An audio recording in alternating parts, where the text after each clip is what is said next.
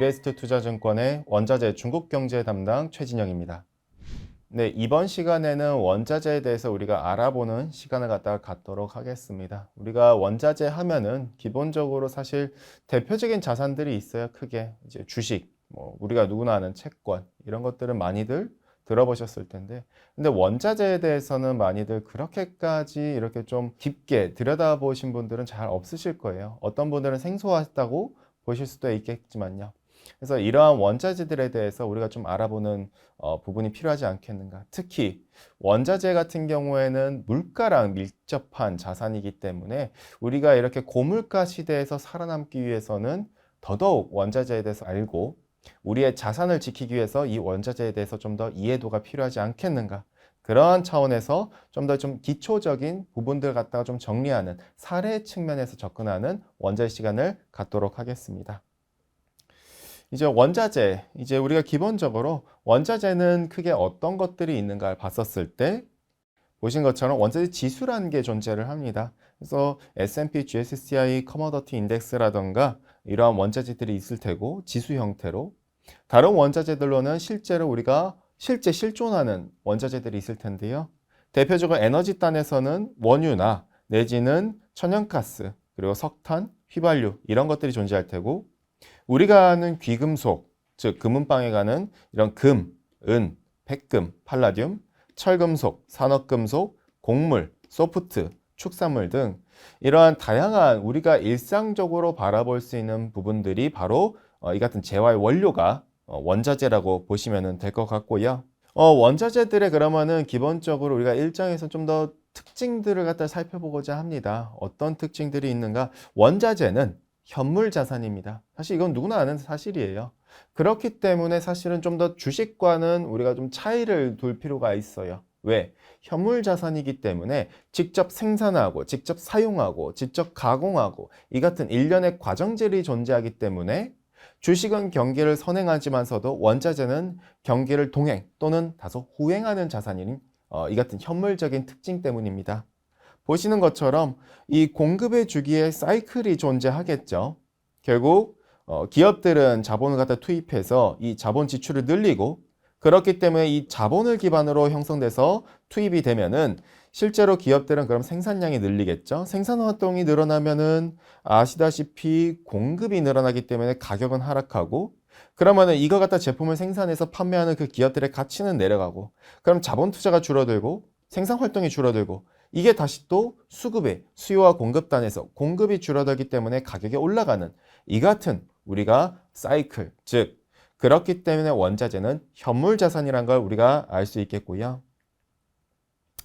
원자재는 또한 인플레이션 해지 자산입니다. 그러니까 물가, 즉 우리가 지금 같은 고물가 시대에서 이 물가를 어떻게 하면은 방어하면서 우리 자산을 지킬 것인가. 바로 그 해답에 우리가 원자재가 있다라 볼 수가 있겠고요.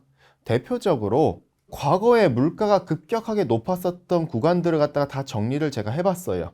2% 이상의 물가 압력이 높았었던 그 구간별로 봤었을 때 자산별로 성과를 놓고 본다면은 대표적으로 지금 상황, 작년과 재작년 지금 상황과 비슷한 구간이 언젠가? 바로 오일 쇼크 때입니다. 그럼 그때랑 해서 비교해서 본다면은 당시에 대형주 중심으로 미국의 대형주들은 성과가 그렇게 좋지 않았었어요. 이 오일 쇼크 때는. 근데 반대로 원유라던가 금, 원자재들의 성과는 굉장히 좋았었죠. 이게 무엇 때문인가? 우리가 놓고 봤었을 때 이게 무엇인가 갖다 놓고 본다면 결국 물가를 갖다가 방어하는 자산이자 또는 물가를 견인하는 자산이기 때문에 그렇기 때문에 우리가 이 같은 차이가 존재한다라 볼 수가 있겠고요. 그렇기 때문에 원자재는 물가를 견인하는 자산이자 동시에 물가를 해지하는 자산이다 정도로 이해해 주시면 될 것 같고요. 또한 원자재는 계절성을 갖고 있습니다.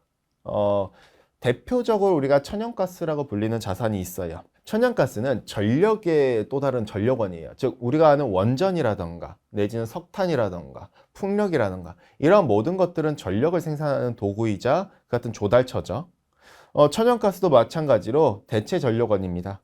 이 천연가스가 그러면은 쓰이는 시기가 바로 난방 시즌이라 본다면은 겨울철이 바로 천연가스의 주요 소비 시즌이기 때문에 재고는 이때마다 계절적으로 감소할 테고 더불어서 우리가 무더위 때는 냉방, 즉 에어컨을 켜겠죠. 하단 차트에서 보시는 것처럼 여름철에 냉방 수요가 올라갑니다. 그때도 재고가 조금 약하게는 어쨌든 감소하는 과거의 흐름들을 우리가 알 수 있을 테니, 즉 원자재는 이 같은 계절성을 갖고 있다. 이 같은 부분이 주식과 채권과 다른 부분이라 볼 수가 있겠고요.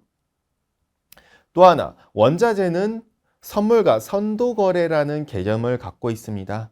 현물이라는 특징을 갖고 있기 때문에 우리가 이렇게 보시면 될 것 같아요. 원자재는 결국 사실은 기업들의 수요에 따라서 형성되는 원자재 시장입니다. 그렇기 때문에 왜 기업들은 예를 들어서 칠레나 페루에서 주석이나 구리 같은 광물을 생산해서 이걸 갖다가 영국으로 운반하는 과정이 있겠죠. 근데 그 운반하는 과정에서 배가 뭐 폭풍우 때문에 침몰할 수도 있고 기상이변 이슈 때문에, 또는 뭐 광산의 파업이라든가 이것 때문에 조달이 지연될 수 있고, 이 같은 문제들이 존재하기 때문에 기업들은 이 같은 문제에 대해서 좀 더 어떻게 보면은 보험을 들기 위해서 해지하는 전략 차원에서 이 같은 선물과 선도거래 개념을 가지고 있다라 볼 수가 있겠고요. 그러면은 이 개념에 있어서 어떻게 우리가 이해하면 되냐면은, 이 크게는 백워데이션과 콘탱고라는 시장의 개념을 이해하시면 될 것 같아요. 단순히 선물 시장의 개념이라기보다는 원자재 선물의 이런 특징들. 그러니까 그럼 백워데이션이 무엇인가? 원자재는 사실